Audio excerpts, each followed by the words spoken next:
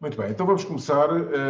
Muito boa tarde a todos. É um prazer poder abrir este evento. Este é um evento, é um webinar que é organizado pelo CCUL, o Centro Cardiológico da Universidade de Lisboa, conjuntamente com outras atividades que fazem parte, digamos, aqui do grande círculo da área cardiovascular da nossa instituição, o CRECUL, no Laboratório de Exercício da Faculdade de Medicina da Universidade de Lisboa, o nosso Departamento de Coração e Vasos do Centro Hospitalar Universitário de Lisboa Norte, enfim, no fundo daquilo que é o Centro Académico de Lisboa, e insere-se dentro de um conjunto de iniciativas que foram organizadas durante este mês de maio, que é o mês do coração.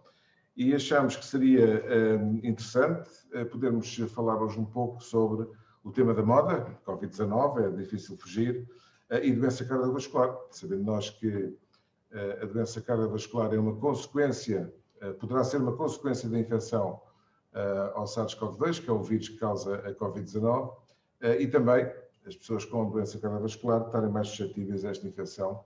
E, portanto, há aqui toda uma envolvência que achamos que era interessante podermos desenvolver neste dia. Eu sei que temos uma audiência mista, mas o programa está feito sobretudo para não profissionais de saúde, e, portanto, iremos procurar usar uma linguagem que possa ser acessível a todos, mas obviamente que eu queria só quem não estiver a falar para fechar os microfones, por favor.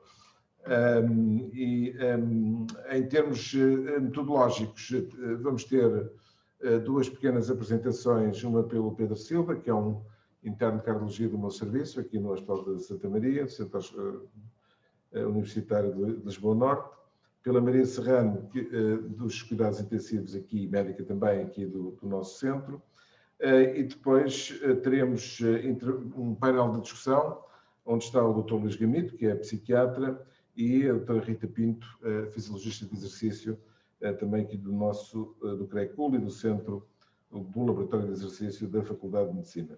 Era suposto estar connosco também a professora Ana Abreu, que teve um impeditivo de última hora, se ela puder ainda entra, senão avançaremos nós sobre este tema. Para os participantes, sintam-se livres de participar, através do chat, podem comunicar, eu estarei aqui vigilante, podem comunicar e fazer as perguntas que entenderem. Se quiserem também intervir, há aqui nas reações, há um pequeno sinal para levantar a mão, e se ouvir, eu darei a palavra assim que for oportuno, e portanto haverá, e tentaremos que isto seja tão dinâmico e interativo quanto possível. E portanto, sem mais delongas, eu ia pedir ao Pedro para fazer então a sua primeira intervenção. Não esquecer que estamos a falar predominantemente para não profissionais de saúde, e portanto usar uma linguagem tanto quanto possível acessível, e passava já a palavra para ti, Pedro, para então nos fazeres a pequena apresentação introdutória, está bom? Professor, obrigado pela introdução. Tenho a agradecer também o convite da professora Ana Abreu e do professor Fausto aqui para participar neste webinar.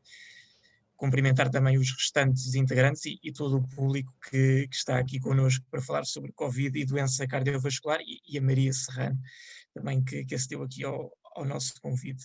Vou só aqui então compartilhar a apresentação. Vai ser como o professor disse, uma breve apresentação para, sendo o público heterogéneo, fundamentalmente com uma linguagem acessível, para que todos possamos compreender um pouco então sobre, como disse o professor, sobre o tema da moda e sobre a doença cardiovascular, que no fundo é aquilo que nos une a todos.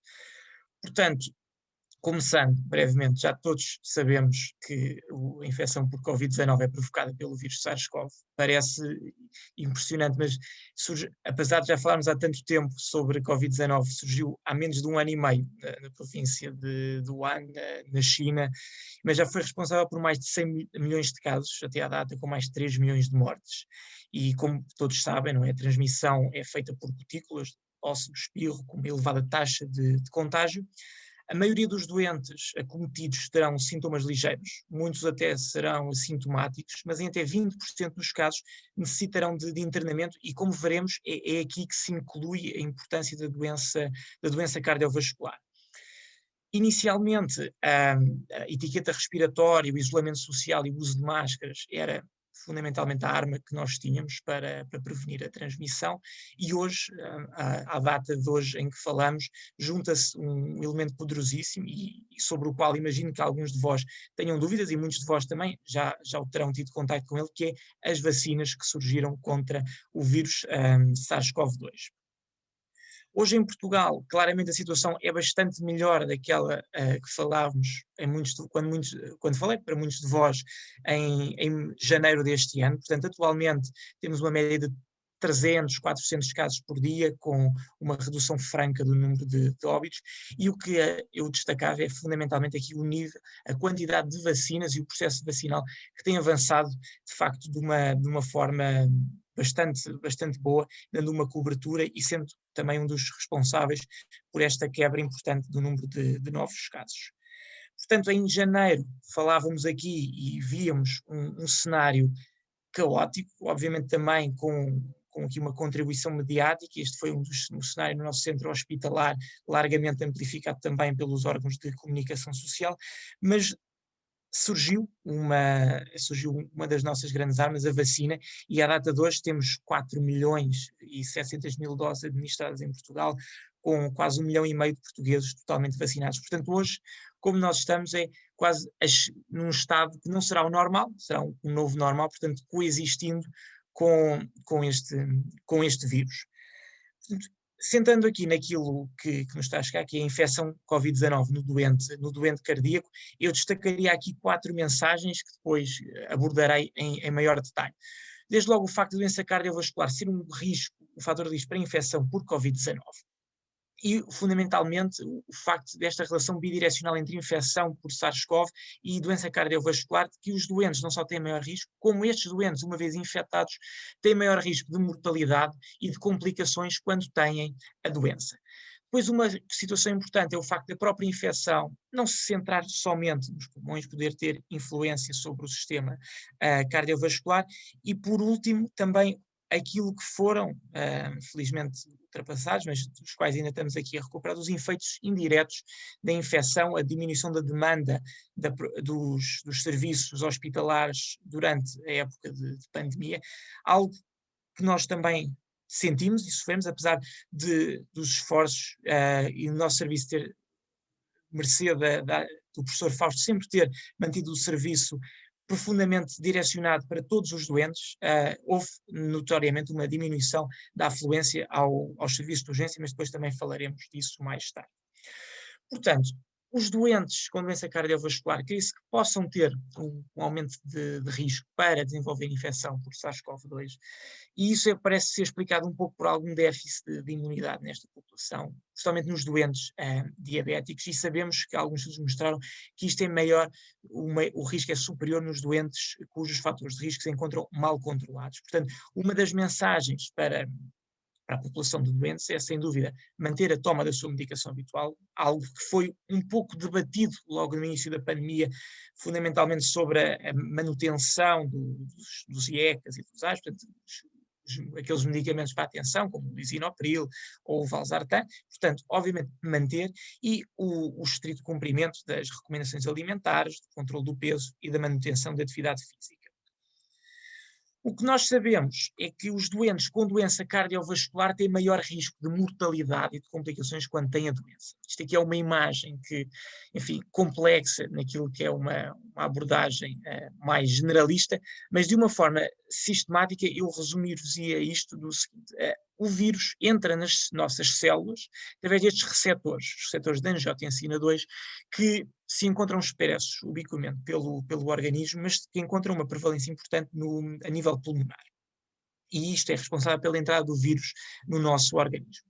Naquilo que diz respeito ao sistema cardiovascular, nós encontramos potencial lesivo do vírus de 2 modos. Não só pela entrada direta do vírus nas células do coração, no miocárdio, okay, desenvolvendo um processo inflamatório que culmina naquilo que nós chamamos de inflamação do miocárdio, portanto uma miocardite, mas também na geração de um estado inflamatório sistémico protrombótico, que é ele também responsável por a instabilização das placas de aterosclerose a nível coronário e, eventualmente, a desenvolvimento de síndrome coronário agudo, mas também este estado inflamatório sistémico concorre para o desenvolvimento da inflamação do músculo cardíaco, do miocárdio, a chamada miocardite, que pode ser responsável pela disfunção miocárdica com consequente formação de arritmias e também, eventualmente, desenvolvimento de insuficiência cardíaca aguda nos doentes internados ou a longo prazo nos doentes acometidos por esta infecção e com problemas cardiovasculares.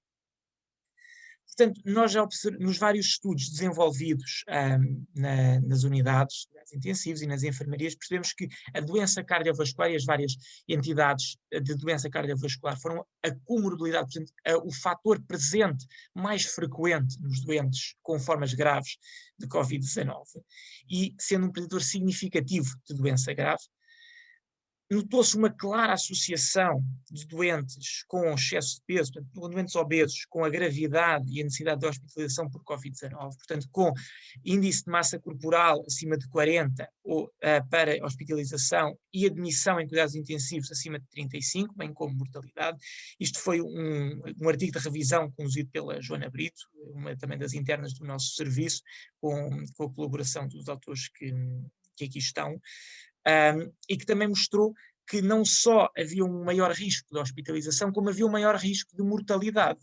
Portanto, se nós virmos a mortalidade geral nas várias séries, cifra-se à volta dos 2,3%, nos doentes sem comorbilidades, cerca de 1%, mas reparem aqui na mortalidade em função das comorbilidades, como cerca de 10% dos doentes com doença cardiovascular. Claro que é um grupo heterogéneo, mas agrupamos parte, a doença cerebrovascular, os AVCs, estes doentes têm uma mortalidade de cerca de 10%, mas também os doentes diabéticos, os doentes hipertensos, a par dos doentes pulmonares crónicos. Portanto, relação entre gravidade e doença cardiovascular, mas também a própria infecção que pode acometer o sistema cardiovascular e pode ter manifestações cardíacas. Através daqueles mecanismos que falámos, podemos ter a entrada do vírus nas células, levando a lesão miocárdica, portanto a lesão das células do músculo do coração, a inflamação do coração, a miocardite, mas também muito importante, a complicações tromboembólicas. O tromboembolismo, formação de coágulos, seja nas artérias ou a nível das veias, e isto leva à limitação, à obstrução da normal circulação a nível orgânico, com várias complicações que surgem quando os órgãos não são adequadamente perfundidos. Além destas complicações, obviamente que tratando-se de um doente com doença cardiovascular de base, quando tem uma infecção respiratória e um quadro grave, toda a sua patologia de base pode descompensar e são doentes mais frágeis que podem ter mais complicações. E por último, até para manter aqui, para dar também tempo à discussão, por último eu deixava aqui também com a questão a nível dos efeitos indiretos da infecção, naquilo que houve fundamentalmente, e notou-se muito na primeira vaga da pandemia, naquilo que foi a diminuição de demanda de serviços hospitalares, os doentes acorreram menos às urgências, e apesar de nós termos mantido o serviço em funcionamento quase total para doentes internados e para doentes que vinham de casa, o que é facto é que os próprios doentes deixaram arrastar mais os sintomas e então não notámos claramente uma diminuição daquilo que nós chamamos das vias verdes do síndrome coronário e do AVC. No fundo são patologias agudas para as quais existem protocolos de atuação para a melhoria do prognóstico destes doentes e notámos uma diminuição dos infartos agudos do miocárdio que vinham ao hospital em fase aguda e dos AVCs. Portanto, a mensagem que eu tinha para os doentes é a importância de valorizar os sintomas e acorrer ao hospital quando assim se motivar, nomeadamente na presença de dor torácica, na presença de falta de ar, pernas inchadas, ou sintomas sugestivos de AVC, como falta de força no membro ou dificuldade em falar.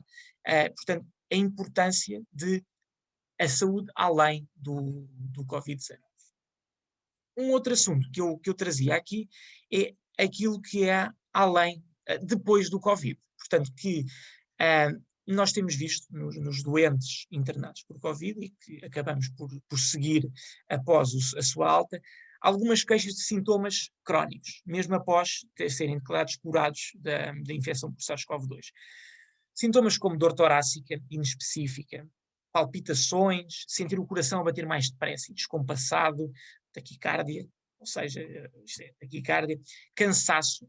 Obviamente que o cansaço se deve muito ao acometimento pulmonar, mas não deve ser descurado aquilo que é o envolvimento cardíaco, e no fundo que nos obriga a procurar algumas patologias do ponto de vista cardiovascular, como a inflamação do coração, a miocardite, a inflamação da membrana que reveste o coração, a pericardite, e tem sido bastante visível a prevalência pós-Covid dessas patologias. O tromboembolismo pulmonar, que se insere no contexto então das complicações tromboembólicas do Covid, e que a Maria também detalhará um pouco mais seguidamente.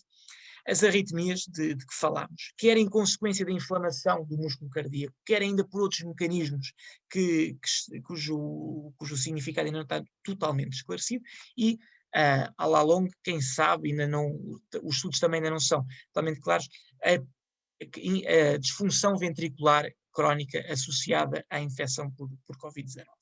E toda esta panóplia de sintomas tem caído muito sobre a égide desta denominação comum, que é a chamada long COVID.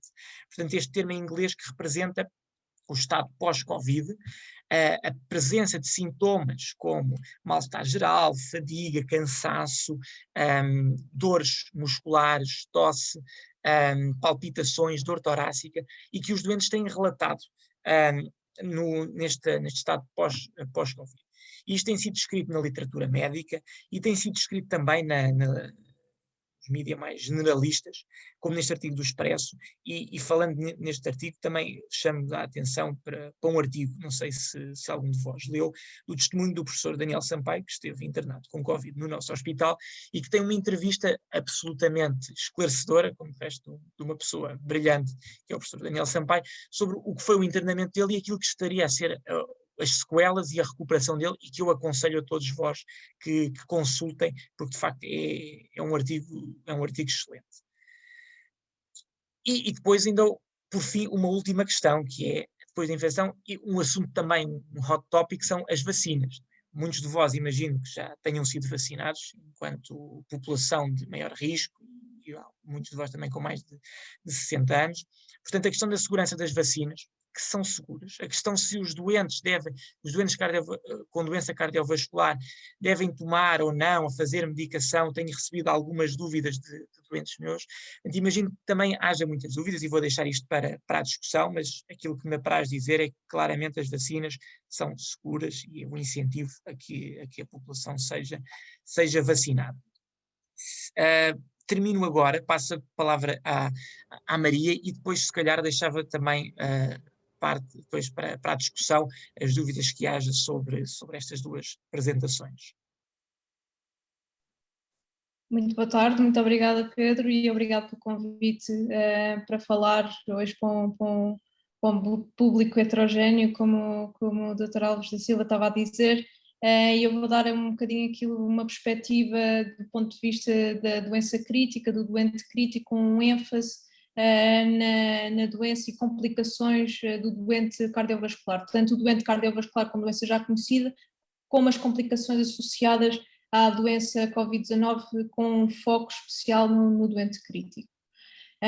Portanto, no último ano, ou seja, desde março do ano passado, o Covid efetivamente tem dominado aquilo que tem sido a nossa realidade do dia-a-dia. Nós tivemos 3 grandes picos de internamentos de doente crítico tanto no nosso centro hospitalar como transversalmente nas várias unidades pelo país fora e pelo mundo fora, estas em março, abril sobretudo, posteriormente em outubro, novembro, e em janeiro, fevereiro, esta última com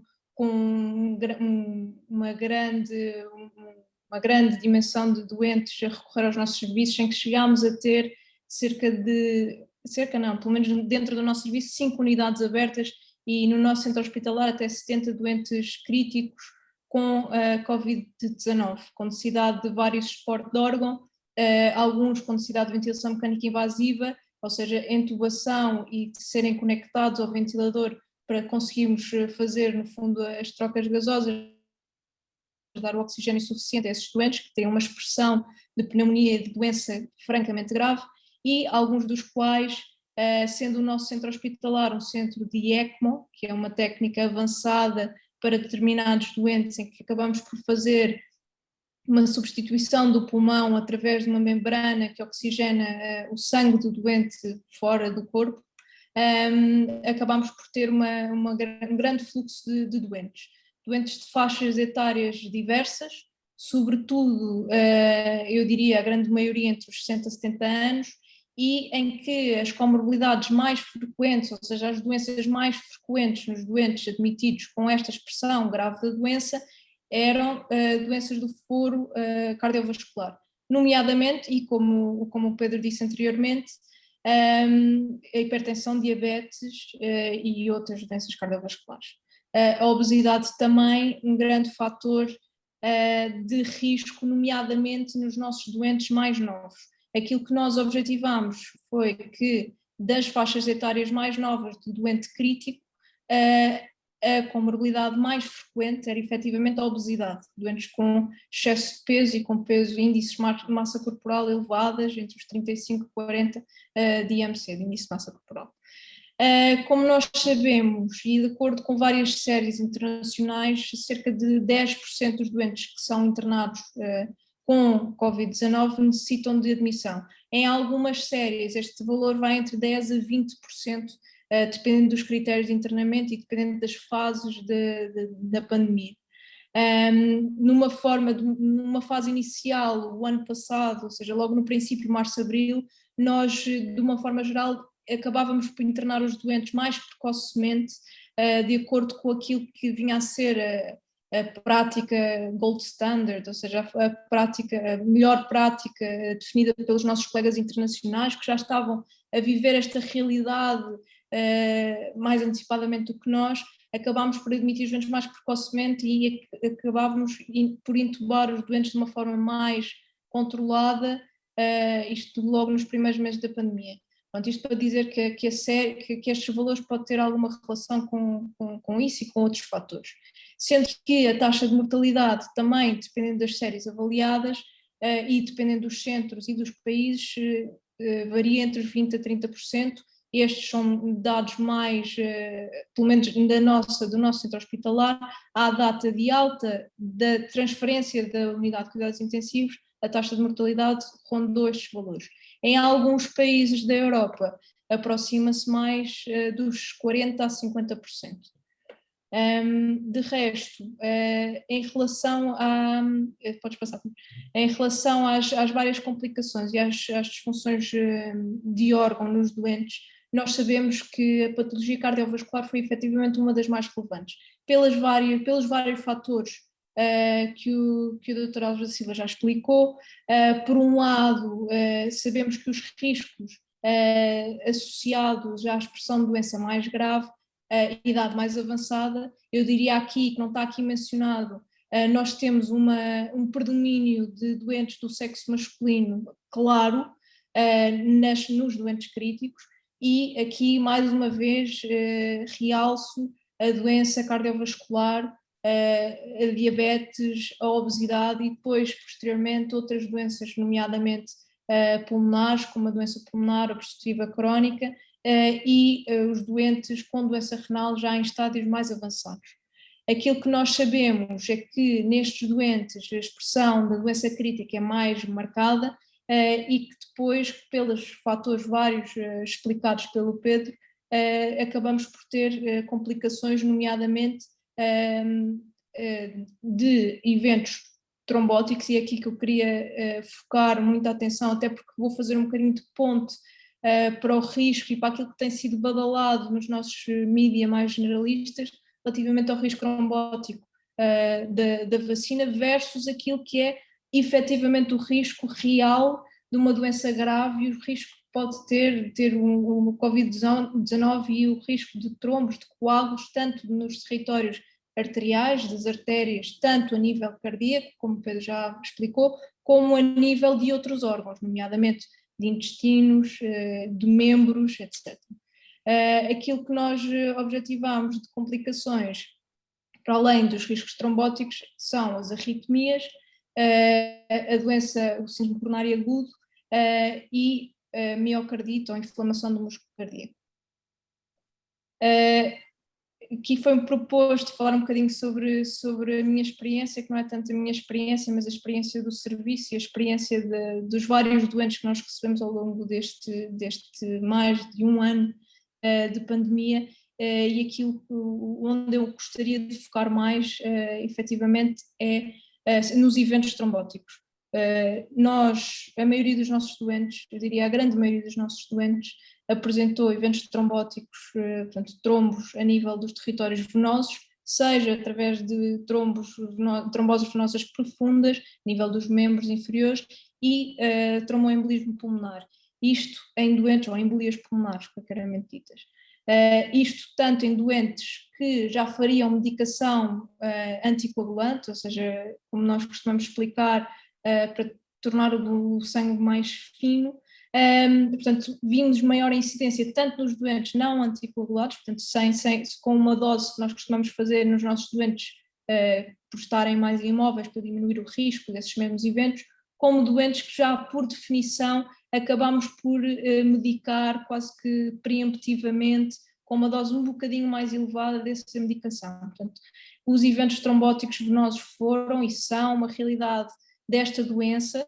Sabemos que o risco de fenómenos trombóticos generalizados existe, e tanto a nível das veias como a nível das artérias. Como o Pedro tinha explicado e explicou, a nível cardíaco, e daí provocar os síndromes coronários agudos, como noutros territórios. E nós tivemos uma incidência, e temos tido uma incidência significativa de trombos arteriais a nível da circulação, nomeadamente, por exemplo, intestinal, a condicionar um stop na circulação, o déficit de passagem de oxigênio e posterior necrose ou morte desses tecidos, tanto a nível dos vários territórios de órgão, como também de membros, a causar isquémias de membros tanto inferiores como em um outro caso selecionado de outros membros. E aqui faço a ponte para, mais uma vez, e como o Dr. Alves da Silva disse, enfatizar a segurança da vacina. O risco existe, o risco é baixo, mas o risco de fenómenos trombóticos nesta doença, e especialmente na expressão mais grave, na doença crítica, é real e com um grande risco de mortalidade e de morbilidade associada. E isto, no fundo, foi assim um resumo breve daquilo que me foi pedido para ser feito, daquilo que é o Covid nos doentes em cuidados intensivos, e estou aberta para esclarecer alguma dúvida ou responder a alguma pergunta que me seja dirigida. Muito bem, muito obrigado, Maria, muito obrigado, Pedro. Estas são as duas apresentações um bocadinho mais com slides e com este tipo de apresentação para dar um bocadinho aqui a introdução ao tema. Como disse no início, estamos perfeitamente abertos para poderem fazer as questões pelo chat ou intervirem, mas agora podíamos avançar um pouquinho e, como todos também constatamos, um dos problemas sobretudo na fase de confinamento, e em particular os confinamentos que foram um pouco mais rígidos, foram, no fundo, as consequências que tiveram também a nível da saúde mental e a nível daquilo que foi a repercussão nas mais variadas facetas, não só nos doentes com patologia cardiovascular, mas das pessoas de uma forma geral, o impacto que existiu a nível da saúde mental de uma forma geral. E temos connosco um psiquiatra, o Dr. Luís Gamito, que eu gostava que fizesse uma introdução geral sobre esta temática e sobre aquilo que, na perspectiva do psiquiatra, também poder partilhar aqui um pouco connosco o impacto de tudo isto em termos de consequências a nível psicológico e a nível das complicações que eventualmente surgiram e que eventualmente teve contacto, e que gostasse aqui de partilhar um pouco connosco, quer o efeito da Covid em termos, porque também tem, em termos de sistema nervoso central e perturbações do foro psicológico, quer o próprio efeito da terapêutica, enfim, entre aspas, do confinamento sobre a população e de que forma é que isso acabou por se traduzir também noutro tipo de problemas. Dr. Gamito, muito obrigado por estar connosco e dava-lhe agora, enfim, o tempo que entendesse para poder fazer uma pequena introdução e depois podemos avançar para outras coisas. É preciso ligar o microfone.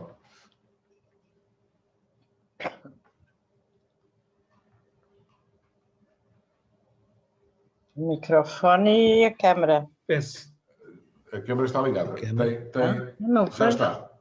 A câmara está ligada, não está? Está, sim, senhora. Já pode falar. Não te via? Doutora Fernanda.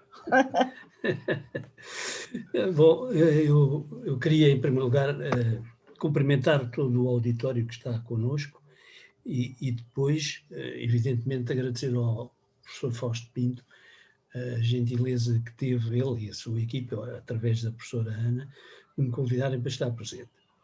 Não queria deixar de pontuar também a minha gratidão, e penso que não posso falar só em meu nome, mas de muita outra gente, pela excelência do serviço que é prestado aos doentes que têm tido a possibilidade de serem acompanhados neste programa de reabilitação cardio, o nosso CRECUM, como acabamos por chamar mais simplesmente. Na verdade, essa é uma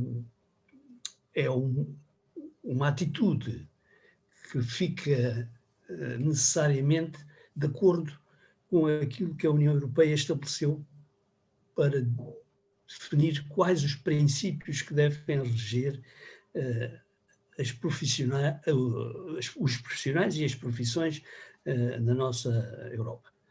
E depois de vários estudos chegaram à conclusão que seriam sempre 3 princípios. O primeiro, que eles chamam knowledge, conhecimento. Um segundo, que eles chamam skills, que nós podemos traduzir por competências. E um terceiro, que é o da atitude.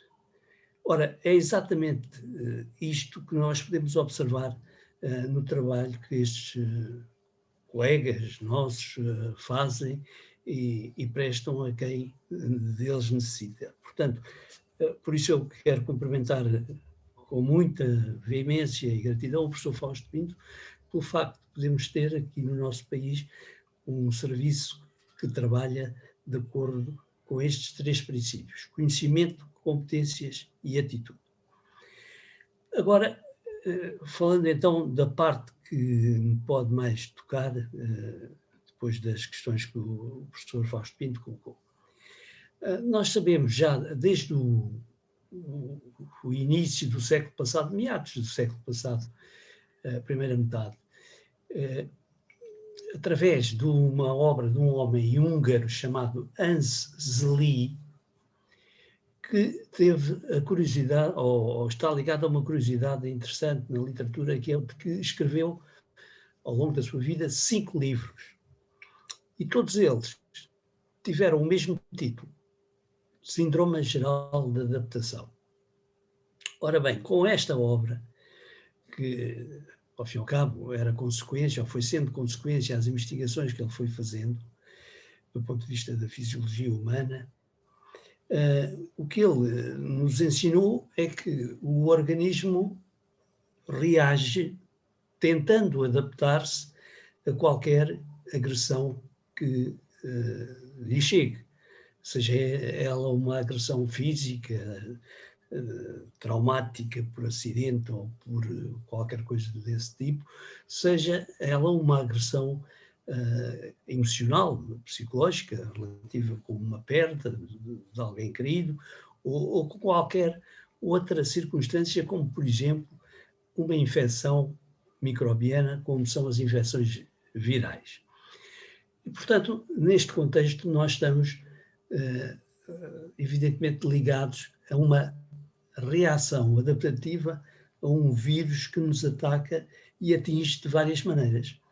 Atinge realmente aqueles que o contraem e que acabam por disseminá-lo, mas atinge até aqueles que, não tendo contacto com o vírus, têm, contudo, contacto social com a doença e contacto, que eu diria, até moral com esta pandemia. Ninguém pode fugir a isto. As pessoas que estão bem, ou que sempre estiveram bem, estão, contudo, num ambiente que provoca aquilo que eu comecei por dizer, um síndrome geral de adaptação. Ora, a adaptação corresponde a duas vias, uma mais rápida, que é uma via nervosa. Todos nós nos lembramos que quando temos um susto qualquer, o coração bate mais depressa e, portanto, aí a adaptação a esse acontecimento é feito imediatamente pela via nervosa, mas depois temos uma outra via mais lenta, que é a via hormonal. Qualquer destas duas vias permitem realmente, ou tendem a permitir a adaptação. Existe ainda uma outra, terceira via, que é a via da imunologia, mas que no tempo do Hans Lee era praticamente desconhecida e, portanto, não foi tratada como tal. Mas hoje em dia sabemos cada vez mais que, evidentemente, que esta componente da imunologia está presente naturalmente nesta reação adaptativa. E estando presente nesta reação adaptativa, existe também um outro fenómeno, que é o fenómeno inflamatório, que os colegas já falaram, a propósito do compromisso das células cardíacas e não só, porque o componente inflamatório é também, e foi dito, é sistémico, é geral. Aquilo que tem interesse da minha parte para vos dizer é que a inflamação também está ligada às patologias ou às perturbações, como sejam as da ansiedade generalizada ou as da depressão. E, portanto, convém ter esta noção que uma pessoa que tem uma depressão não é uma pessoa só que é triste ou que é inibida, não é uma maneira de ser. Podem existir pessoas que tenham esses traços de personalidade, já há tendência para isso. Mas uma depressão instituída é uma perturbação que tem também esta substância de desenvolvimento próprio, que é a da inflamação. Existem inflamações nos nervos propriamente ditos. E por isso esta fenomenologia acaba por ser sistémica, naturalmente, e por isso poderíamos dizer que isto anda tudo ligado. Anda tudo ligado porque o pensamento que pode fomentar ideias depressivas e pode contribuir para o desenvolvimento de uma depressão, naturalmente, por esta via inflamatória também está ligado à outra inflamação que atinge os vasos, que atinge os músculos, todos eles, incluindo o músculo cardíaco, naturalmente. Ora bem, o que acontece, então, em termos de psiquiatria propriamente dita, na prática clínica, é que existem diversas formas de perceber e conhecer aquilo que se tem passado numa novidade patológica, que é esta pandemia pelo vírus que todos nós já conhecemos praticamente. Não há ninguém que creio que desconheça, pelo menos de ouvir falar, ou de ver alguém doente, ou de ver pessoas morrerem, ou de tudo isso. E é esse o primeiro impacto psicológico que existe naturalmente na pessoa, é ter conhecimento de que há um perigo que anda por aí e que pode atingir cada um de nós. Ora, aqui está a adaptação que qualquer um de nós pode fazer a esta evidência de qualquer coisa que é perigoso, mas que não se sabe muito bem onde está. Reparem que aqui há que fazer uma distinção entre o medo e a ansiedade. Porque o medo aparece quando o perigo está à nossa frente, ou nós percepcionamos, nós conhecemos, sabemos. Mas quando não está, aí a resposta do organismo é da ansiedade, o que pode ser mais grave por ser mais sustentado. Quando eu digo não está,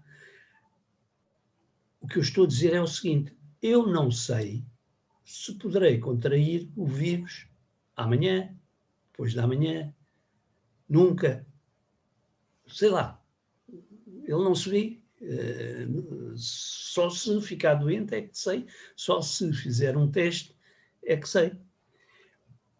Pois bem, então, essa situação, que é, evidentemente, comum a todas as situações pandémicas ou epidémicas, naturalmente, essa situação gera ansiedade necessariamente em todos nós como fenómeno adaptativo.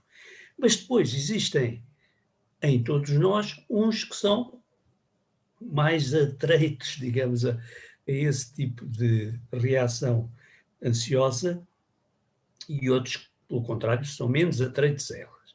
Há pessoas que naturalmente têm tendências para ter fobias em relação às doenças. Há doentes que são, ou pessoas que são hipocondríacas, que julgam que podem ficar doentes com isto, com aquilo e com o outro. Portanto, a primeira coisa que acontece no campo da psiquiatria como organização mental é a fobia à doença. O temer que possa ser contraída a doença. Esta é a primeira situação. Contudo, eu posso dizer que, em princípio, a maioria da população não é uma população fóbica. A maior parte da população entende que pode, tendo cuidado, olhando bem o que se vai passando, estando informada, as coisas vão passando.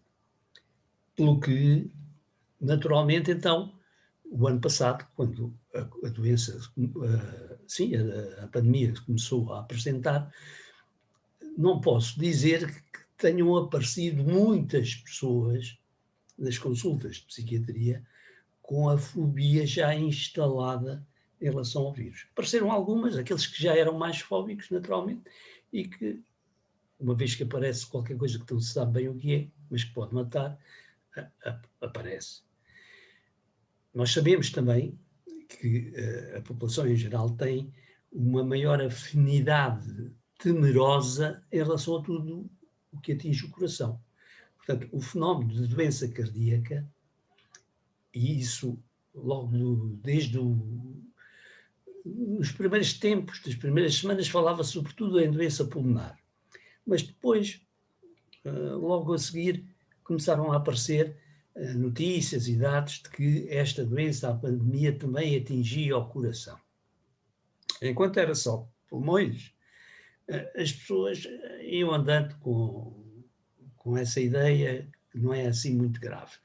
Mas quando se fala no coração, aí está. Pronto, aqui, atenção, que esta doença pode matar, porque na representação mental e social da população em geral, as doenças do coração são aquelas que matam mais.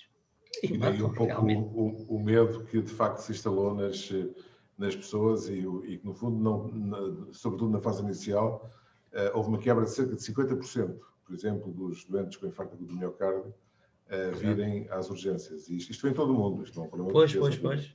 O que levou, para nós isto é dramático, porque temos patologias que podem ser tratadas de forma conveniente se forem tratadas atempadamente, e o que aconteceu foi os doentes não virem, muitos deles morreram em casa, ou virem numa fase já muito avançada da sua doença, em que aquilo que temos para lhes fornecer já não é exatamente igual. Mas ainda vamos ter a oportunidade de falar um pouco mais sobre esta área. Eu sei que a professora Ana Abreu já está connosco e sei que ela quer também fazer aqui uma pequena intervenção, até no contexto de uma das perguntas que já temos aqui, que é qual é que é o conhecimento que temos sobre as consequências tardias nos casos de Covid não críticos. Sim. Olá a todos. Quem não estiver a falar, desculpa, desligar o microfone, por favor. Só um bocadinho.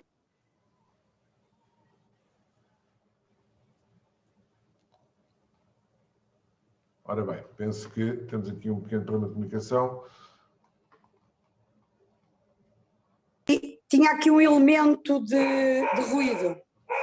Há um cãozinho, muito bem. Olha, não temos imagem tua, mas tudo bem, podes falar.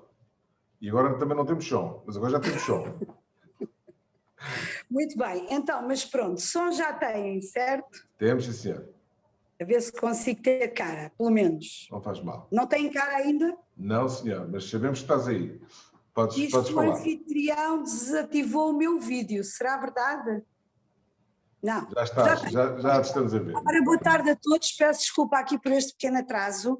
Há aqui um aspecto que eu gostava de salientar, que acho que é bastante importante, que o Pedro abordou, Pedro Silva, no final da sua apresentação, e que é um aspecto que preocupa muitos dos nossos doentes e muitos indivíduos, a população em geral, e que temos aliás uma pergunta no chat, em relação aos efeitos a prazo da infecção por Covid. É assim, na verdade fala em longo prazo, mas nós não temos um longo prazo ainda, portanto devemos ter um longo prazo, mas aquilo que existe é resultados, por exemplo, de um survey que foi feito no Twitter e que se chama Long Covid. E este survey é muito interessante, porque no fundo avalia sintomas em doentes após 6 a 12 meses da existência da infecção aguda com envolvimento multiorgânico. E o que é que encontraram? Encontraram que, claro que isto vale o que vale, porque no fundo são as pessoas que se ligam e que respondem a este questionário, mas em quase 4.000 pessoas de 56 países, aquilo que se verificou é que 79% das pessoas que responderam eram mulheres, que é um aspecto interessante. E aquilo que se verificou também foi que o sintoma mais frequente, e isso a nós não nos espanta, porque todos nós vemos na nossa clínica doentes que tiveram Covid, 77% desses e dessas doentes que responderam, o sintoma era a fadiga, era o sintoma mais frequente, seguido em 72% de um sintoma que era um mal-estar geral, um mal-estar inespecífico.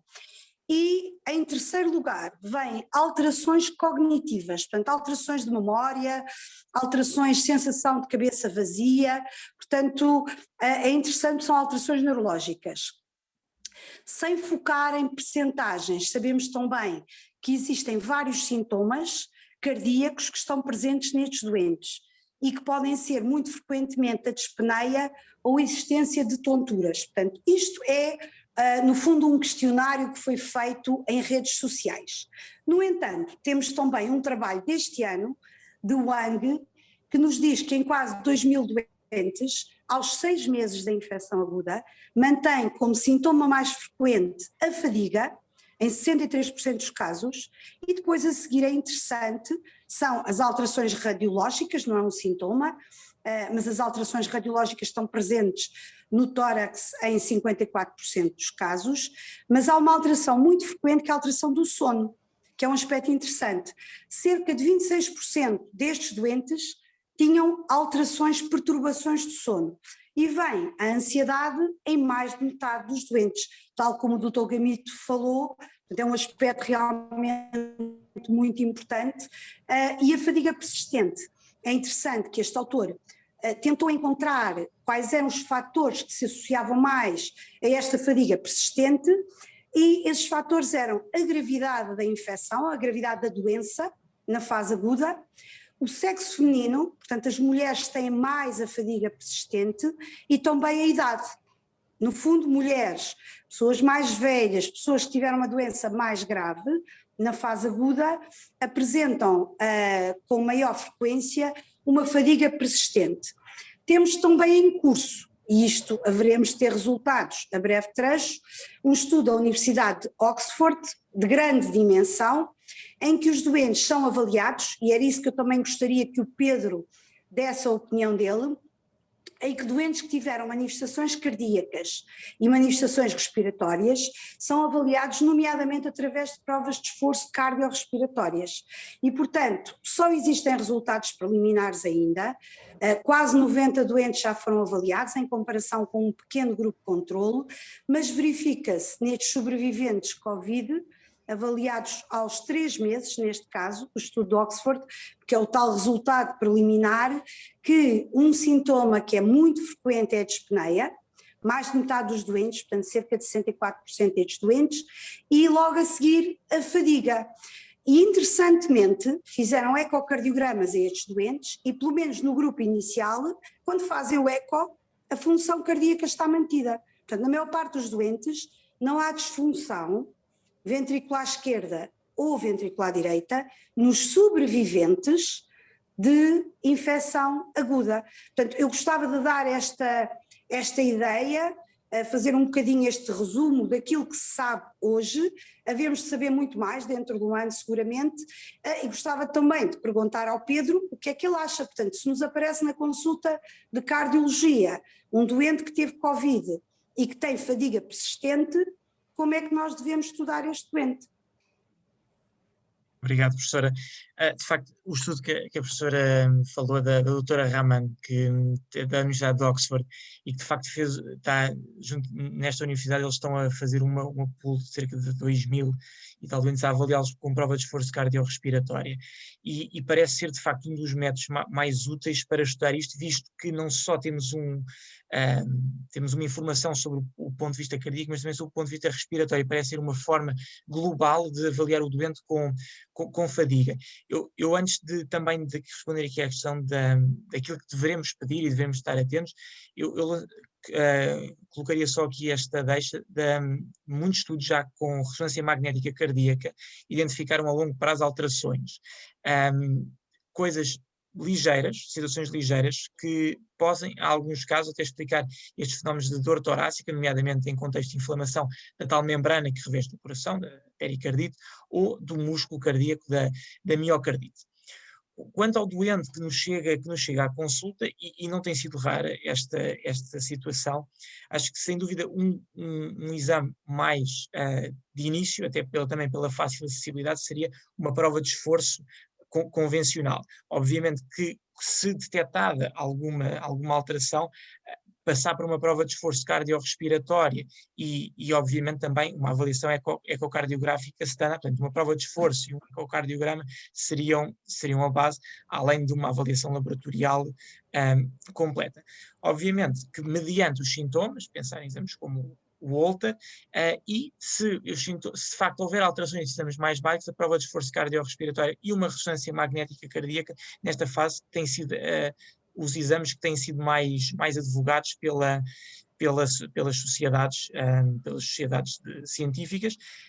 Saíram recentemente algumas recomendações da Sociedade Europeia de Cardiologia e obviamente também que muitas das coisas que nós temos hoje, é como a professora disse, a longo prazo, nós ainda não estamos no longo prazo, nós se calhar estamos ainda no médio prazo, nós ainda estamos a ver se calhar os primeiros doentes que estiveram infectados em março do ano passado, e só muito, agora então, se calhar no final do ano, é que teremos dados mais robustos e recomendações também mais robustas. Muito bem. Bom, vamos entrar em coisas um bocadinho mais viradas aqui para a nossa população e falar um bocadinho de um aspecto que tem a ver com a inatividade que resultou sobretudo deste período pandémico, e a forma como isso pode ter consequências, nomeadamente nas pessoas que já têm patologia cardíaca, e eu pedi à Rita para nos falar um bocadinho daquilo, não só deste aspecto, mas também de algumas soluções que nós adotamos no nosso centro para tentar ultrapassar, no fundo, e dissemos também, isto também é importante nestas alturas um bocadinho mais complicadas, também sermos engenhosos para procurar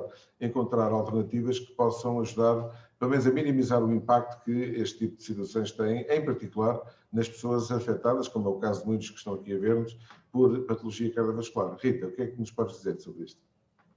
Boa tarde a todos. Primeiro agradeço o convite para estar aqui hoje. Também reconheço muitas caras que aqui estão hoje do nosso programa de Crecul. Agradeço também a vossa presença de estarem aqui hoje. E realmente a inatividade física, mesmo a nível de comportamento sedentário, derivado de toda esta situação pandémica, os níveis de atividade física realmente a nível global têm vindo a diminuir e o comportamento sedentário tem vindo a aumentar e consequentemente, essa atitude acaba por trazer consequências bastante graves a nível cardiovascular, metabólico, entre outros, mas, no entanto, eu trago aqui uns dados que me pareceram muito interessantes de alguns estudos que têm vindo a ser desenvolvidos, em que, por exemplo, para mostrar o impacto de uma pessoa ser fisicamente ativa, por exemplo, pessoas que tiveram Covid-19 e que eram fisicamente inativas durante os 2 anos pré-pandemia, parece que foram aqueles que tiveram uma probabilidade maior de serem admitidos a nível hospitalar, precisarem de mais cuidados intensivos e maiores níveis de mortalidade do que doentes que foram infectados, mas que cumpriam com as recomendações de atividade física. Aliás, eu trago também um exemplo muito prático, porque mesmo do nosso programa, dos poucos, mas chegámos a ter, das poucas pessoas que ficaram infectadas com Covid-19, realmente, felizmente, não tiveram nenhuma complicação a nível hospitalar, nem precisaram de cuidados intensivos. Obviamente, pode não estar só relacionado com o facto de serem fisicamente ativos, por terem connosco no nosso programa. Claro que pode haver também outros fatores de risco que estão associados, como também o Dr. Pedro Alves da Silva já falou, a complicações pela Covid-19, nomeadamente a obesidade e mesmo o avançar da idade, mas realmente estes são dados bastante interessantes no sentido em que mostra o facto de uma pessoa ser fisicamente ativa que parece estar mais protegida, pelo menos não ter tantas complicações a nível hospitalar, o que são, diria, ótimas notícias. E outras ótimas notícias, nós, derivado desta situação pandémica, e há muitos de vós que ainda continuam a fazer as sessões online, que entretanto abrimos as sessões de exercício físico presencial, conseguimos manter realmente muitos de vós fisicamente ativos, e temos já aqui também resultados preliminares de estudos que nós também estamos a fazer, de uns questionários que fizemos aos nossos participantes, e realmente aquilo que nós temos vindo a identificar é que os níveis de atividade física, ao contrário do que se calhar está a acontecer a nível também global, temos conseguido pelo menos manter dentro das recomendações, o que eu diria que são ótimas notícias nesse sentido. Portanto, eu trago aqui uma mensagem também de esperança, no sentido de pessoas que são fisicamente ativas, realmente parece, ainda não é considerado um fator de risco, mas parece realmente haver este tipo de associação, e essa era a principal mensagem que gostaria de hoje transmitir, e obviamente também, havendo mais questões, também tenho todo o interesse em respondê-las. Muito bem, eu pedia mais uma vez a quem está a assistir que estivessem perfeitamente à vontade para poderem fazer as questões que entenderem, os comentários que entenderem. O objetivo aqui é ser algo tão interativo quanto possível nestas condições, mas por favor sintam-se livres de a qualquer altura poderem intervir e fazer as vossas questões. Eu se calhar perguntava à Maria se corroborava um bocadinho este conceito, e se na experiência que teve nos doentes que teve a oportunidade de tratar, se de facto viu esta relação entre, digamos, os doentes um pouco menos aptos fisicamente, com menos, já sabemos que os subgrupos de maior risco, etc., mas se este foi algo que levou em linha de conta, ou seja, esta percepção de que quem estava mais fit poderia eventualmente ter melhores resultados. Respondendo à sua pergunta, eu diria que sim, de uma forma geral, sendo que há assim um ou outro caso que fugiram completamente a essa generalização, mas como sempre na medicina nem tudo é preto e branco, mas globalmente eu diria que sim, sem dúvida absoluta nenhuma. E isto, de facto, o que estávamos a falar há pouco, é a razão exatamente porque muitos de nós desistiram muito, porque, como sabem, sobretudo ao início havia alguma polémica sobre se deveria deixar as pessoas infectarem-se e, portanto, no fundo, seguir a história natural. E a percepção que havia, até por alguma experiência que começava a haver de outros países, que nós tivemos nisso sorte, entre aspas, de sermos mais tardiamente afetados, é que essa não deveria ser a atitude, uma vez que este é um vírus para evitar. Sabemos que é difícil, mas quer dizer, deve-se fazer tudo para evitar ter a infecção. E foi isso que muitos de nós, e em Portugal e fora, insistimos muito, que era muito importante, em particular para as autoridades que têm essa responsabilidade, de procurar ao máximo criar condições para se evitar o contacto com o vírus, precisamente, não só porque muitas vezes fala-se da mortalidade, a mortalidade, digamos, é a pontinha do iceberg, tudo aquilo que se falou do long Covid, e o long que já temos, reparem que já temos 1 ano e meio, estes resultados que foram aqui falados estão a ser sucessivamente replicados. Em Inglaterra, por exemplo, estima-se que mais de 1 milhão de pessoas estão neste momento afetadas por o chamado síndrome de long Covid, ou Covid prolongado, algumas delas com alterações muito incapacitantes, que não permitem voltar a uma vida normal. E, portanto, aqui estamos a falar não só de uma situação que pode, obviamente, ter o desfecho pior, mas pode, de facto, depois evoluir e que não tem necessariamente a ver com a gravidade da infecção inicial. porque aqui é sempre uma questão de probabilidades, não é? Mas em medicina nós funcionamos com probabilidades.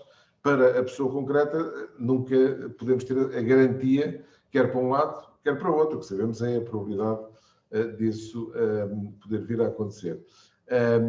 Mas eu talvez voltasse um bocadinho aqui ao Dr. Gamito e se nos... porque estávamos a falar um pouco também das consequências, quer a curto, quer a longo prazo, porque o que é engraçado é que, se por um lado, sobretudo em pessoas já com alguma predisposição, como falou, para poderem ter ou fobias, ou ansiedade, ou depressão, digamos que teriam mais facilmente uma reatividade a esta situação, mas há aqui um outro problema, que são também as alterações a longo prazo das doenças virais a nível do sistema nervoso central e concretamente, doenças neurológicas e doenças psiquiátricas, que aliás nós já sabemos daquilo que é o que conhecemos, por exemplo, da última pandemia. Na última pandemia, há 100 anos atrás, houve consequências, depois, anos mais tarde, das infecções, e aí foi de forma ainda mais maciça do que a questão, embora, enfim, já não estamos muito longe disso, em termos de infecção a nível global. Mas gostava de falar um pouquinho sobre as consequências a longo prazo. Claro que estamos agora a especular para este vírus em concreto, mas já temos um histórico de outros vírus e de outras alterações a nível do sistema nervoso central, e nomeadamente a nível psiquiátrico, e de certa maneira como poder fazer um pouco a prevenção disso, ou de que forma é que ajudar as pessoas um pouco também a lidar com esses aspectos. Qual é que pode ser aqui o papel do psiquiatra ou do psicólogo, e agora referindo em termos, por um lado, de massa, de populacionais, mas por outro lado também para as pessoas de forma individual? Pois claro, Sr. Professor.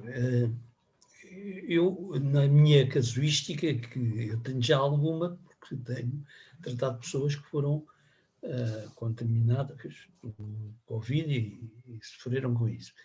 E na verdade, aquilo que acontece é exatamente aquilo que a professora Ana há bocado referiu como as duas primeiras queixas que são frequentemente apresentadas. A fadiga e, por outro lado, o tal mal-estar que não é muito bem verbalizado. O doente não sabe bem dizer porque é que está mal ou porque é que se sente mal. São estes dois os sintomas também que eu tenho encontrado. Acontece que nos Estados Unidos está em curso uma investigação com um medicamento que é a fluvoxamina. A fluvoxamina é um medicamento antidepressivo. Foi o primeiro inibidor da recaptação da serotonina que foi sintetizado, já há quase 3 décadas.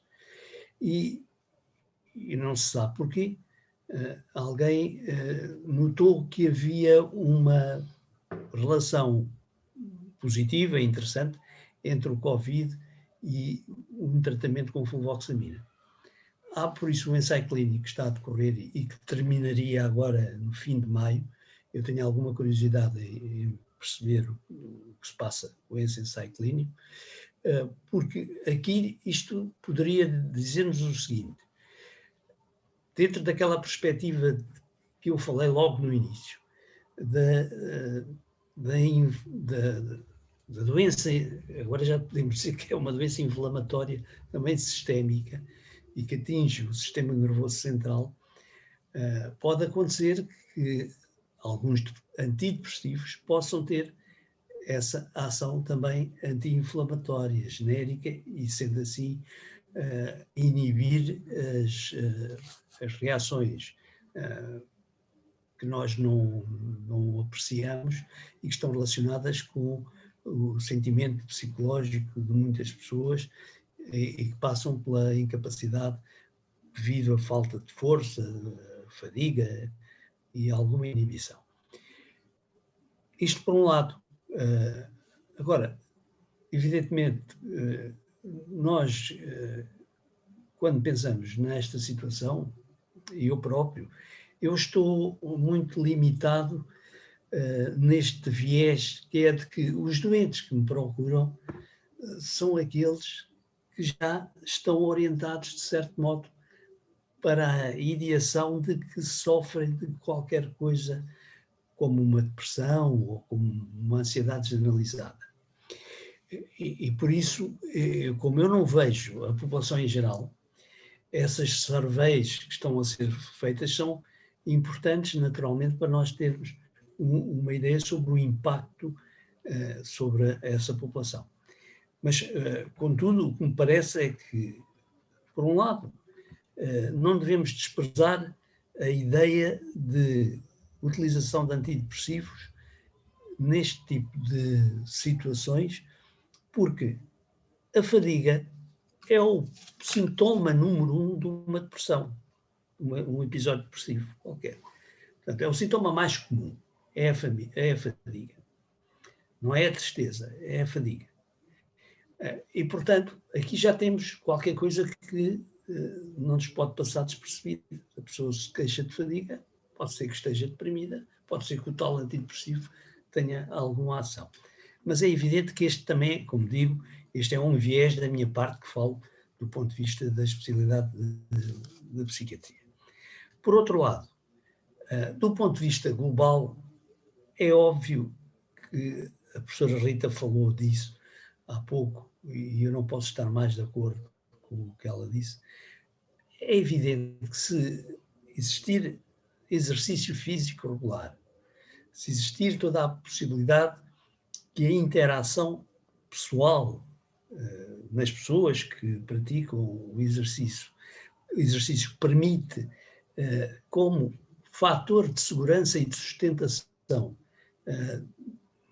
daquilo que podíamos dizer o seu eu, aquilo que é a interioridade de cada um de nós. Porque cada um de nós, evidentemente, só se sente bem se não estiver afetado por uma doença psiquiátrica grave, se tiver interação social. Ora, o exercício, para além do exercício físico propriamente por si, ser praticamente eficaz para resolver determinados problemas, que todos nós já sabemos quais são, alguns deles, é também um meio para interação social que funciona como reforço positivo para aquilo que a pessoa sente e pensa.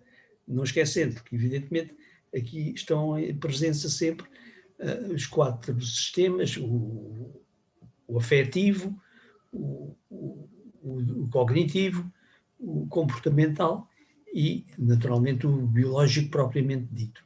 Ou seja, o vírus na sua relação direta com os tecidos nossos. Os benefícios psicológicos do exercício, não é? Que é também outra aspecto. Sim, sim. Fernanda, eu parecia-me há bocado ver-te quereres falar, dizer alguma coisa. Sim, queria saber se vocês já têm alguma experiência em termos de miocardite e pericardite a médio ou longo prazo. E qual é o timing? Portanto, na fase aguda a gente já sabe, não é? Mas depois, mais tarde. Muito bem, isto é uma pergunta muito, muito importante, porque era de início, e enfim, para quem está um bocadinho fora destas coisas, a miocardite é a inflamação do tecido miocárdio, portanto, do músculo cardíaco, e qualquer infecção viral pode dar miocardite. Nós todos os anos vemos miocardites as pessoas, até o vírus da influenza, um vírus normal, pode dar miocardite. Havia o receio que esta infecção pudesse ter uma maior probabilidade, até porque havia algumas descrições muito iniciais, em termos de envolvimento cardíaco. O que se veio a verificar é que, embora houve casos de miocardite, e isto verificou-se quer na nossa experiência, quer numa experiência já descrita em números maiores, não foi tão elevado quanto a expectativa inicial se tinha em relação, pelo menos identificados como miocardite. Portanto, houve, digamos, uma menor percentagem do que aquela que inicialmente se esperava que pudesse haver. É claro, para haver aqui um pequeno viés, porque, agora uma linguagem um bocadinho mais crua, a extraordinária maioria dos doentes que faleceram por esta doença não foram autopsiados e, portanto, é possível que haja um número de doentes que possam ter tido um desfecho menos positivo quer no hospital, quer em casa, e que fizeram morte súbita, por exemplo, e que possam ter miocardite. Mas nos casos que foram, digamos, observados, a percentagem é um pouco menor. Depois o que aconteceu foi alguma polémica, e o Pedro falou disso há bocadinho, sobre as sequelas que poderiam ficar em termos de alteração a nível do tecido miocárdico, porque nós sabíamos, por exemplo, e assim, os doentes que apresentavam o que nós designamos como biomarcadores de lesão miocárdica, portanto, marcadores que nos dizem que houve algum tipo de agressão ao miocárdio, isso logo os estudos iniciais mostraram isso, com as troponinas, os ProBNP, etc., são marcadores de doença do coração, que quem tinha mais doença do coração, digamos assim, tinha pior prognóstico. Mas depois, mais tarde, o que se veio a verificar foi que, utilizando a ressonância magnética permite-nos, em particular, um determinado tipo de avaliação, permite-nos avaliar se ficaram ou não sequelas que podem resultar da chamada lesão do miocárdio e que podem, por exemplo, resultar da tal miocardite. E houve um estudo inicial que mostrou uma percentagem na ordem de 1/3, e na por cima tinha sido num grupo de atletas assintomáticos que tinham tido a doença. E que 1/3 tinham algum tipo de alterações. Assim. E depois, mais tarde, não foi corroborado. E, aliás, tem havido já várias séries de estudos com ressonância magnética que vieram mostrar que existe, possivelmente na ordem, à volta dos 10% que ficam com algumas alterações quando fazemos nós chamamos o realce tardio com o Gadelini, isto é para a doutora Fernanda percebe esta linguagem, portanto é um marcador que nós temos para ver se há fibrose ou se há, no fundo, sequela de lesão a nível do miocárdio. E aquilo que se pensa hoje em dia é que há uma pequena percentagem, não tão grande como aquela que se pensou inicialmente, que mesmo em indivíduos assintomáticos pode ocorrer. E tem havido uma grande discussão sobre, por exemplo, nos atletas, porque houve casos de morte súbita em atletas, enfim, não foram muitos casos, mas houve casos que tinham sido indivíduos que não tinham tido, neste caso concreto, qualquer tipo de manifestação clínica durante a fase da infecção, mas que vieram a ter depois morte súbita. E a questão que se punha era de que forma é que se ia fazer o screening destas pessoas e de que forma é que faria sentido estar a fazer uma avaliação em termos de envolvimento do miocárdio. Chegou-se à conclusão de que isso não, digamos, o custo-benefício disso, ou o risco-benefício disso, que não é muito significativo e, portanto, apenas em grupos selecionados de doentes é que isso fará algum sentido. Embora a polémica ainda não está, até porque não há tempo. A história que temos disto é curta. 1 ano e pouco e, portanto, ainda não há uma certeza completa. Mas para responder à tua pergunta, portanto, a percentagem que existe em casos de miocardite, nós vimos relativamente poucos casos, vimos casos de insuficiência cardíaca descompensada, vimos casos de, por exemplo, de doença trombótica, protrombótica, vários... Sim. Perturbação do ritmo, colocámos vários pacemakers, alguns síndromes coronários agudos, mas se calhar eu podia perguntar à Maria também para um bocadinho da experiência dela, porque é que, porque isto envolve um pouco aqui a parte do intensivismo. Dados intensivos. Brevemente, se queres fazer um comentário também sobre esta área. Eu diria, professor, concordo consigo, tivemos alguns episódios de eventos arrítmicos significativos, alguns com necessidade de colocação de pacemaker, que eu me recordo um ou outro caso de miocardites e síndrome coronário agudo, sim, sem dúvida. Mas tudo dentro da fase aguda. Tudo dentro da fase aguda, que é a fase, no fundo, que eu costumo apanhar. Mas sim, tivemos vários exemplos, sim. Portanto, fora da fase aguda, passado 3 ou 4 meses, pessoas que estejam mais ou menos, não é vulgar aparecer. Já não digo cardite, não, mas pericardite pode aparecer. Pode, e seguramente que há casos de pericardite que têm, e agora com o número de doentes que já temos infectados, é possível que existam casos que se aparecem numa fase tardia, e não havendo identificação direta do agente, ficar-se-á sempre um pouco na dúvida em termos de relação causal de se foi logo se é daquilo ou não. Mas o que é facto é este ponto, é que de facto nesse sentido não foi tão significativo quanto inicialmente era a expectativa. há estudos a decorrerem ainda de avaliação destes estudantes em termos de longo termo e de que forma é que isto se pode traduzir depois, sobretudo aqueles que tiveram e que sobreviveram a lesões cardíacas mais significativas. Há estudos de follow-up neste momento ainda a decorrer, mas de facto em termos gerais é um bocadinho isto. Diria Muito só obrigado. Sumariamente sobre a questão da pericardite.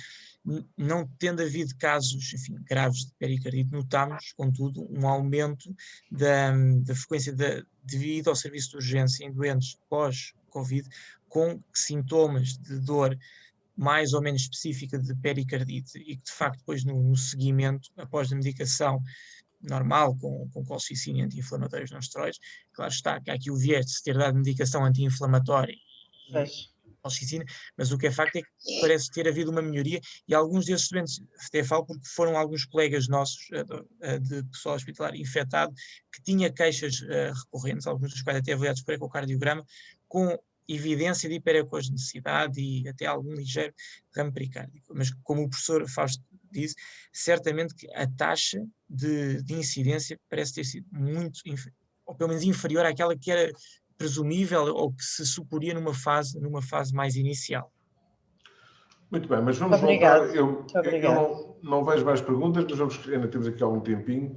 Eu gostava que a Rita nos falasse um bocadinho do programa que foi organizado para os nossos estudantes poderem em casa, porque isto pode ser interessante, sei que vários de vós estiveram envolvidos neste programa, que é como é que nós podemos ajudar, no fundo, as pessoas que já estavam em reabilitação ou precisavam de começar a reabilitação. Isto foi, aliás, um dos problemas que nós tivemos que enfrentar também, que era, de facto, estávamos um pouco limitados na forma como podíamos dar seguimento a estas situações. Mas, Rita, queres resumir um bocadinho o nosso programa que organizámos para que os nossos doentes pudessem manter algum tipo de atividade e como é que podemos, e aqui cada um de vós vai ser embaixador deste tipo de atividade, como é que podemos disseminar isto e no fundo, estimular as pessoas a poderem manter-se ativas, mesmo em confinamento. Felizmente agora já não estamos naquele confinamento mais complicado, mas mesmo com a limitação que se teve, como é que podemos ultrapassar isso? Queres falar um pouquinho sobre isso? Claro.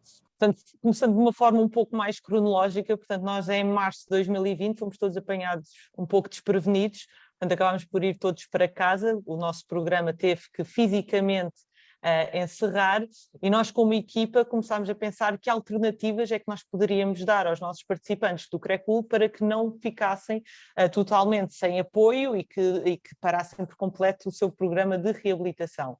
Portanto, nós de uma forma tentámos ser o mais breves possível, criámos no fundo uma plataforma, colocámos conteúdos nessa plataforma, tanto a nível de sessões de exercício físico, sessões educativas, para conseguirmos de uma forma mais regular acompanhar todos os participantes que estavam tanto em fase 2 como em fase 3. A fase 3 direcionada mais para o CRECUL. Mas antes de darmos acesso a todas estas informações, também fizemos um questionário de avaliação inicial, só para também tentarmos perceber como é que as pessoas se encontravam. Incluímos cerca de 116 participantes, portanto, neste regime, nesta plataforma, tiveram acesso, houve uns que acederam mais do que outros, mas a nossa principal preocupação era que conseguissem, de uma forma obviamente segura, manterem-se fisicamente ativos. Muitos de vós optou por fazer caminhadas em espaços mais abertos, outros optaram por fazer sessões online e, portanto, nós depois voltámos no final, foi mais ou menos em junho, julho, voltámos a ter sessões de exercício físico também ao ar livre.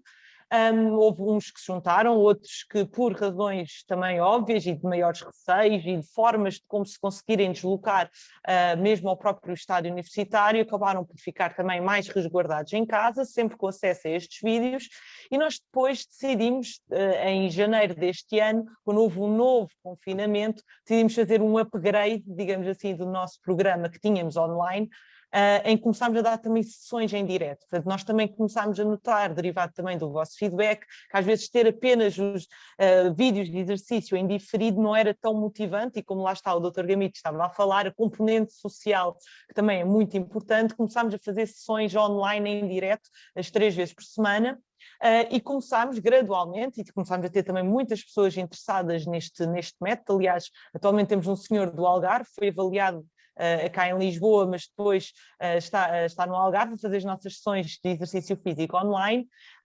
E, entretanto, agora no início de maio, abrimos o nosso regime também presencial e, neste momento, temos pessoas tanto a fazer o regime presencial como o regime online. Nós, derivado desta situação pandémica, e não quero dizer que há males que vêm por bem, mas acabámos por abrir realmente uma parte do programa que nunca tínhamos pensado anteriormente, pelo menos abrir desta forma, e, portanto, agora conseguimos dar resposta tanto a pessoas que se encontram em casa e que têm condições para isso e que até gostam, e aliás temos aqui alguns participantes e estou a olhar agora para uma das participantes que tem aderido muito ao programa online, a Filomena, e portanto nós acabamos por ter este regime também misto que tentamos chegar a todas as pessoas e realmente temos tido bastante, pelo menos, sucesso. Estamos agora a analisar os últimos dados que temos feito também os questionários e portanto eu diria que até temos tido bastante sucesso nesta abordagem, que eu quase que diria que é pioneira em Portugal. Não vejo muitos centros de reabilitação cardiovascular com estas valências todas e acho que estamos a conseguir chegar a bastantes participantes e queremos chegar ainda a mais participantes para beneficiarem realmente deste programa. E se alguém quiser fazer um testemunho agora em direto, só para corroborar com o que eu estou a dizer, também tenho todo o gosto em ouvir, porque a maior parte que eu estou a olhar para vós, quer dizer, dentre o online ou mesmo o regime presencial, têm estado muito participativos e acho que isso acaba por ser um bom sinal quando temos adesão a este tipo de iniciativas do nosso serviço e no fundo de uma forma breve, foi assim que nós nos tentámos orientar para conseguir dar essa resposta, que acho que tem sido de sucesso. Muito bem. Mas podemos atingir ainda mais pessoas. Era este mesmo desafio que eu ia deixar, já nos restam poucos minutos. Quem é que gostaria de dar aqui em direto o testemunho sobre este programa? Lídia José, já pôs o dedo no ar. Muito bem, então faz agora. Tem que o microfone tem que ligar o microfone.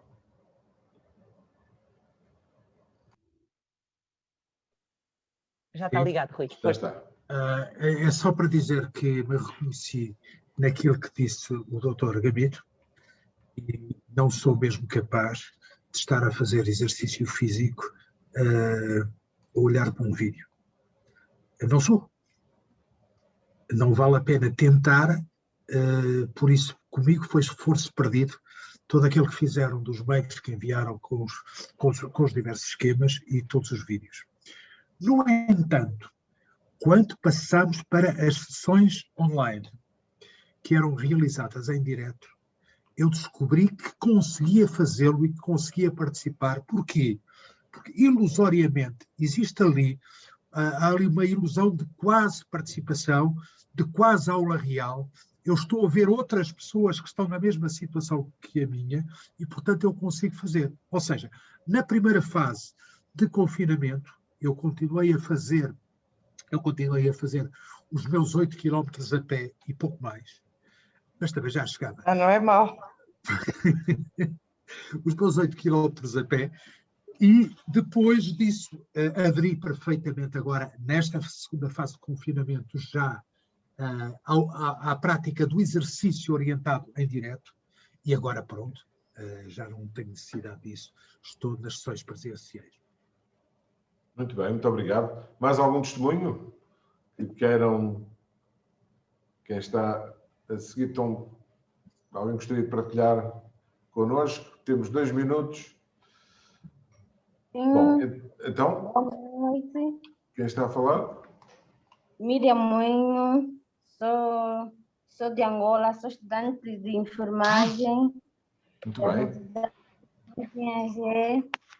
E amei muito a conferência, visto que é uma área que eu gosto muito, a área de cardiologia, e eu tenho um problema, né, de uma pericardite recorrente, então aprendi muito sobre como lidar com essa pandemia tendo uma pericardite recorrente. E gostaria mais que houvesse mais conferências sobre como lidar com a pandemia, com problemas cardiovasculares. Apreciei muito. Muito bem, muito obrigado. Muito obrigado pelo seu comentário. E é isto também que nós temos como objetivo, é precisamente podermos falar dessas coisas, quer de um ponto de vista mais geral e com algumas recomendações gerais, quer indo um pouquinho mais em detalhe. E eu ia então terminar agradecendo a presença de todos, agradecendo a presença aos nossos speakers que estiveram aqui hoje também a dar o seu contributo e, acima de tudo, para quem nos está a observar, com uma última mensagem, uma vez que temos aqui várias pessoas não médicos, digamos assim, que é a questão da vacinação. Seja cada um de vocês o embaixador das vacinas. As vacinas é, neste momento, a ferramenta que temos para podermos ultrapassar este problema. É possivelmente o maior breakthrough, o dado o achado mais espantoso da ciência e da medicina que eu me lembro, e já tenho 60 anos, portanto já tenho alguns anos disto, e é seguramente dos desenvolvimentos e a ciência ao serviço da humanidade de uma forma absolutamente extraordinária. E, portanto, esta é uma mensagem que nós tentamos, como profissionais de saúde, passar, é natural que existam receios, é natural que existam perguntas, é natural que existam dúvidas, mas fiquem cientes de que as vacinas, e estão neste momento disponíveis em Portugal, na Europa, são vacinas absolutamente seguras e são a única forma que temos de poder ultrapassar esta situação, que é uma situação complicada, complexa, que passarmos durante um período longo situações bem complexas, como todos tiveram a oportunidade de sentir e neste caso de observar, mas que temos neste momento uma chave para poder resolver este problema. E, portanto, sejam embaixadores dessa mensagem e, falando agora, mês do coração, mês de maio, prevenir, mais vale prevenir do que remediar. Mesmo quem já teve um problema, a prevenção está sempre presente e deverá estar sempre presente nas nossas atitudes. Continuem a fazer o vosso exercício, a manter os hábitos de vida saudáveis, porque isso é fundamental para podermos viver mais e melhor. E é essa a mensagem que eu gostaria de deixar aqui, mais uma vez agradecendo a todos, quer os que participaram mais ativamente, quer todos os que estiveram a assistir a este evento, que é um evento organizado pelo Centro Cardiológico da Universidade de Lisboa e pelo Departamento de Coração e Vasos do Centro Hospitalar Universitário de Lisboa Norte. Muito obrigado a todos, bom resto de dia e mantenham-se saudáveis. Obrigada. Bye. Obrigado a todos. Obrigado.